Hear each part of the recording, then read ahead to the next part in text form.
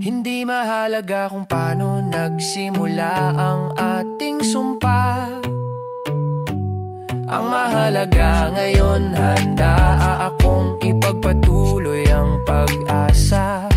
Ang walang sawang titig mo, nagbigay ng liwanag. Ang pagmamahal mo, hindi na mawawaglit sa aking pagyakap.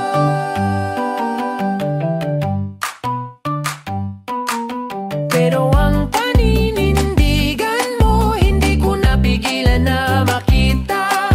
Ang walang sawang tiyaga, sino ba ang hindi na magtataka?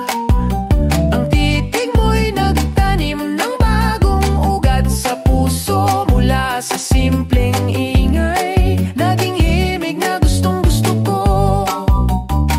Ngayon hinahanap na ng aking mata ang tingin mong nag-iisa.